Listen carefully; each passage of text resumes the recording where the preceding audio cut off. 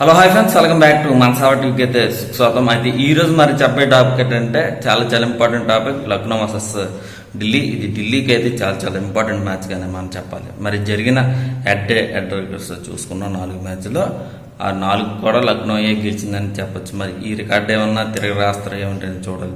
ఢిల్లీ అయితే ఇది ఎంత ఇంపార్టెంట్ అంటే మరి ప్లే ఆఫ్కి అవుట్ అయిపోతారా అనే ఇంపార్టెంట్గానే మనం చెప్పాలి. మరి ప్లే ఆఫ్కి వెళ్ళాలి అంటే ఖచ్చితంగా సరే గెలిచి తీరవలసిన పరిస్థితి అయితే ఢిల్లీకి అయితే ఎక్కువగా ఉన్నాయి. మరి లక్నో మరి ఎక్కడంటే లక్నోలోనే జరుగుతుంది. మరి లక్నో ఎవరైతే ఈ పిచ్ అనేది టాస్ గెలుస్తారో వాళ్ళైతే ఖచ్చితంగా సరే బ్యాటింగ్ అనేది ఎంచుకోవాలి. 190 కానీ 200+ కానీ వచ్చిందంటే చాలా మరి కష్టంగా మరి మారిపోయే ఛాన్స్ ఉంటుంది. ఎవరైతే టాస్ చూసిన వాళ్ళైతే మరి చేజింగ్లో అయితే చాలా కష్టంగా మరి మారిపోతుంది చాలా వరకు కూడా. మరి పిచ్ ఎలా ఇస్తారు ఏమిటని చూడాలి.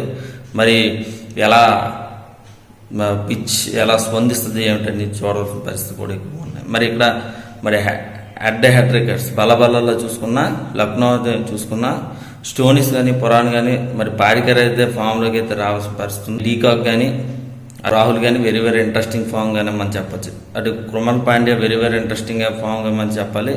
మరి ఎలా రాణిస్తారు ఏమిటని చూడాలి. మరి బౌలింగ్లో చూసుకుంటే ఠాగూర్ అయితే మొన్న 5 వికెట్లను తీసాడు, వెరీ ఇంట్రెస్టింగ్ ఫామ్. మరి ఎలా చూసుకున్నా బౌలింగ్లో అయితే కొంచెం బలంగానే ఉంది అనేది అయితే మనం చెప్పాలి. మరి ఇక్కడ ఢిల్లీ చూసుకున్నా, ఢిల్లీలోనైతే ఎక్కడో దగ్గర మైనస్ పాయింట్స్ అనేవి ఎక్కువగా ఉన్నాయి. ఎందుకంటే మరి ఇటు ఓపెనర్ చూసుకున్నా ఫామ్ అనేది వస్తున్నా సరే మరి ఇటు వచ్చి మిడిల్ ఆర్డర్ అనేది కొంచెం ఫామ్ అనేది తగ్గుతుంది అనేది మనం చెప్పచ్చు. అటు పంత్ అయితే మంచి ఫామ్లోకి అయితే వచ్చాడు. మరి ఓపెనర్లు అయినా మరి పృథ్వీ షా కానీ అటు వార్నర్ కానీ ఫామ్లోకి అయితే ఉన్నారు. కానీ ఫామ్ అనేది క్రికెట్ వీళ్ళిద్దరూ అవుట్ అయితే మిగతా వాళ్ళ మీద కూడా బర్డన్స్ అనేది పడుతుంది.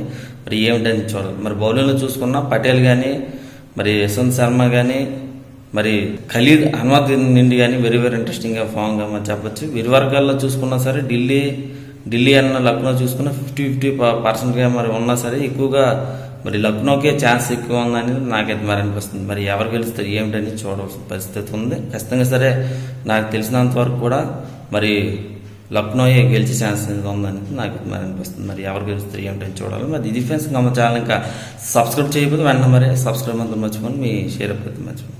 Bye-bye.